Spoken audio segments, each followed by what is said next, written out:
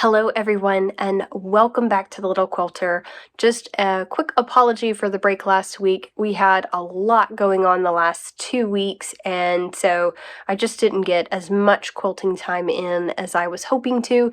And on top of that, when I did get quilting time, I was working on this and I have finally reached the last new block of this quilt and it's right at the end. I have got this row right here and then a half row and then that's just the border right there. So I'm super close to finishing this quilt, which I'm really excited because since I finished the legendary quilt, I have been ready to get it onto the loom. So we are going to be working on this block right here. And like I said, this is going to be the last new block of this quilt. So let's go ahead and jump into designing it.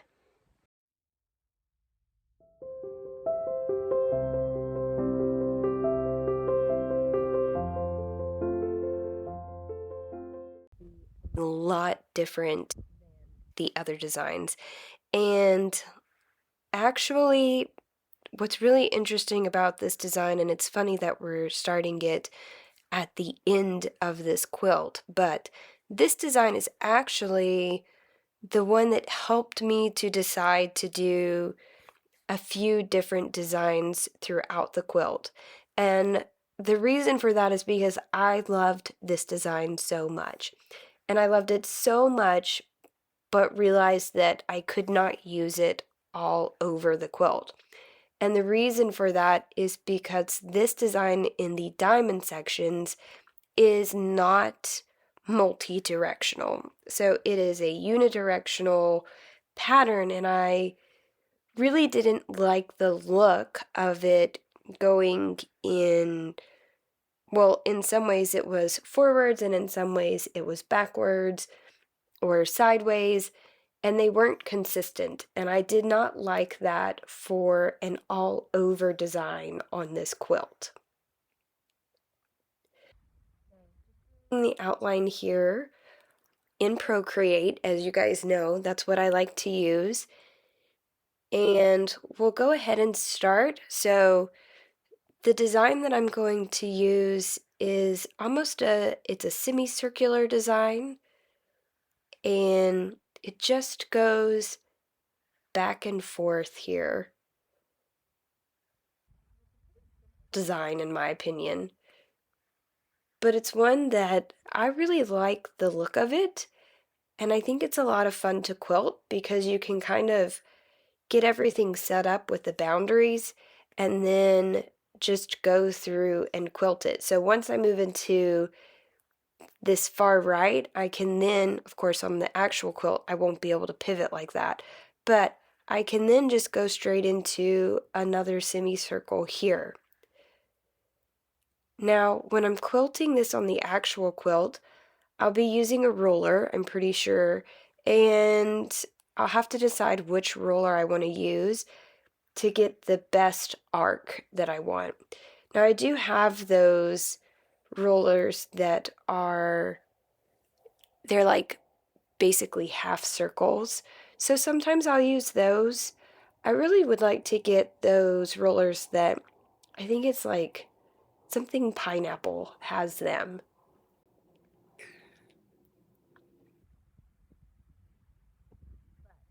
As you can see with this design, it really is a unidirectional design. And when I was doing this, I was just trying out different designs in the squares, and I fell on this one and I was like, oh, I love this. I'm going to use this all over the quilt. Like, this is the design. And then I went and drew it all out on this block like I'm doing right here. And then I turned around and put it on the next block. And that was when I realized, oh, this is not going to work because now my flower is going in another direction, or leaves, or lotus blossom, or I don't know, whatever you want to call it. And I was like, that's not going to work. And I was like, oh well, I'll just come up with a different design. But I was really, really bummed that I wasn't going to get to use this design.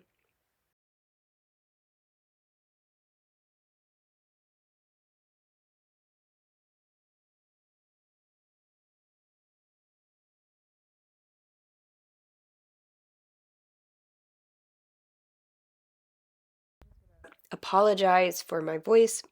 I've had a little bit of a cold, so I know it may sound a little bit rough here and there, but trying to fight that off so that we can do this video.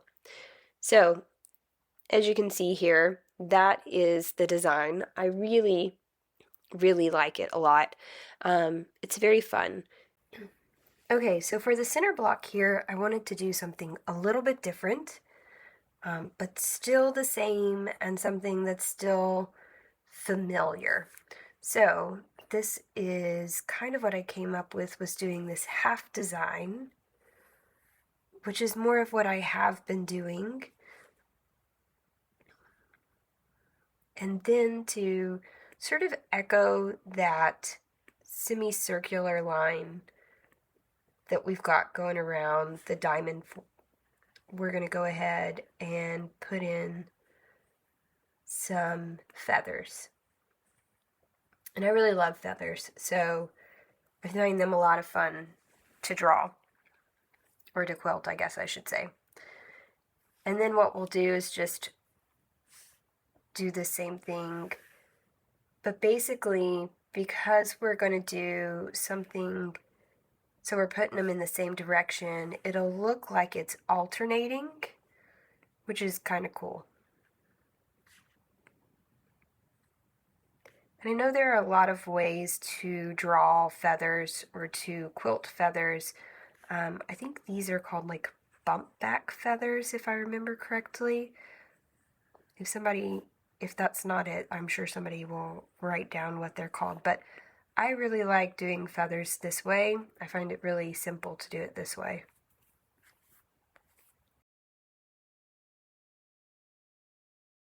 And then we'll do this last one here. Well, next to last one.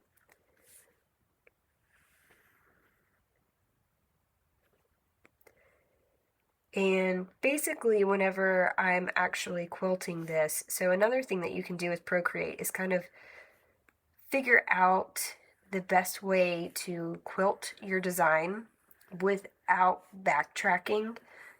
Sometimes this really works for me, and sometimes I just completely forget and don't do it. So, you know, if you are like me and you don't do it, don't freak out over that. But what I'll probably do is just go back down this line.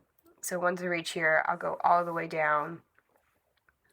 And what I could do is, once I come here, I'll change to a different color. We'll do white. No, let's do yellow. And then we'll put another panel on here. So I'll come down this way. Oh, well, it's white. Never mind. Well, that showed up anyways. We'll come down this way, go down this line here, and then I can track here down, do this whole thing again. And this way I'll be able to do the entire quilt. Oh wow, these feathers are really bad, so I apologize. They look like scary fingers. I'll be able to do this whole quilt basically without stopping. I'm not even trying there. And then continue on going down and around. Okay, let's delete that because it's terrifying. There we go.